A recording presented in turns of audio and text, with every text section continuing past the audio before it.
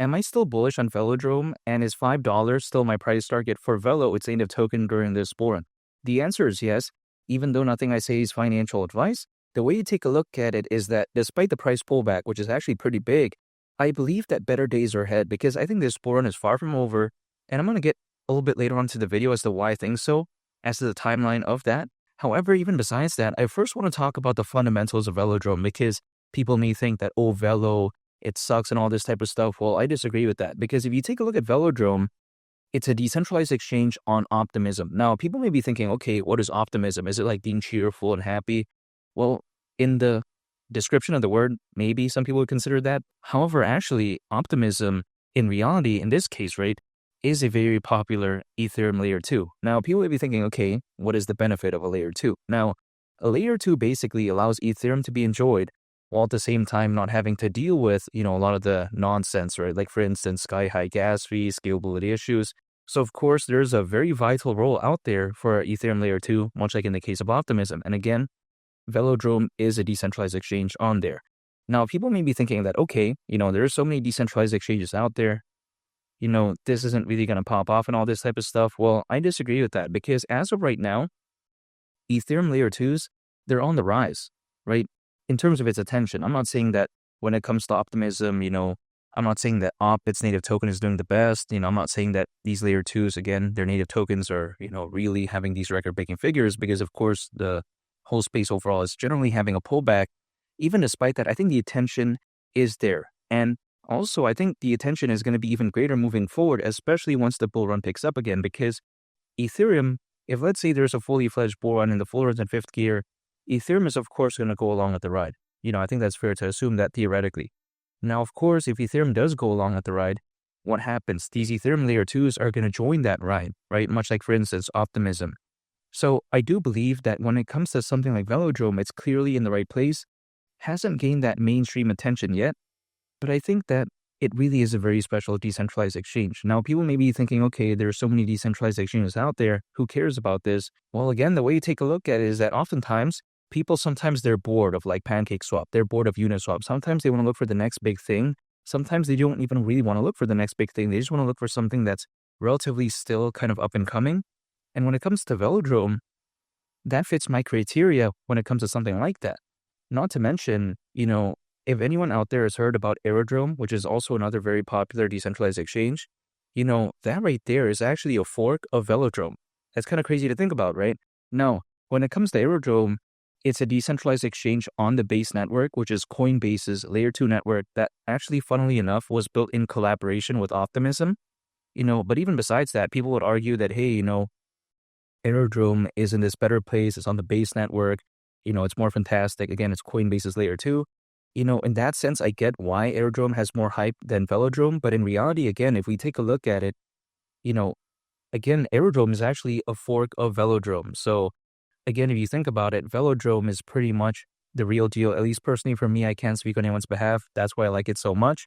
And when people say, oh, Aerodrome is so good and all this type of stuff, I agree with that. But when you take a look at Velodrome's native token called Velo, at a much lower point in terms of market cap. So if I believe in Aerodrome, which I do, why would I not believe in Velodrome? That's just the way you take a look at it. Like, for instance, if I were to put an analogy on this, right? If I'm bullish on, let's say, Dogecoin, why wouldn't I be bullish on Shiba Inu? That's just my mentality, right? In this case, right, I would argue that as of right now, many people consider like the Dogecoin of this like being Aerodrome and the Shiba Inu being Velodrome. So if I believe in Aerodrome, I'll believe in Velodrome too. Now, people may be thinking, oh yeah, but there's no future for decentralized exchanges because they see that the DeFi market, aka the decentralized finance market, is not doing the best. Well, along with the whole crypto space overall, again, the market isn't been doing the best, right? Or hasn't, I should say, been doing the best. But I think better days are ahead because even according to Grandview Research, the DeFi market is predicted to reach over $200 billion by 2030. So, of course, something like a decentralized exchange, like in the case of Velodrome, does fit into that market. Now, people may be thinking, okay, 2030 is so far away. We're not going to see anywhere close to that, let's say, during this bull run. And in theory, yes. But also in theory, it doesn't really matter. The reason being is because people, they usually care about the narrative.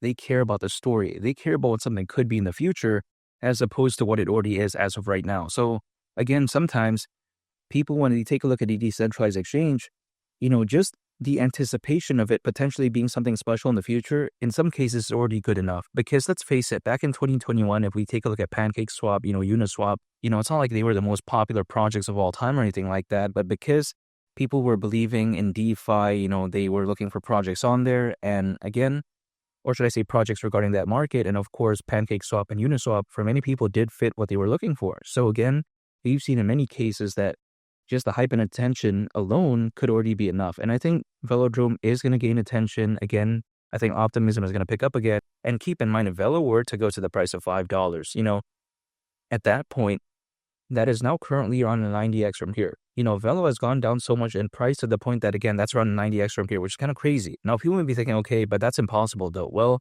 here's my response. Keep in mind, if Velo were to go to the price of $5, considering current circulating supply, market cap at that point would be around $4.5 billion.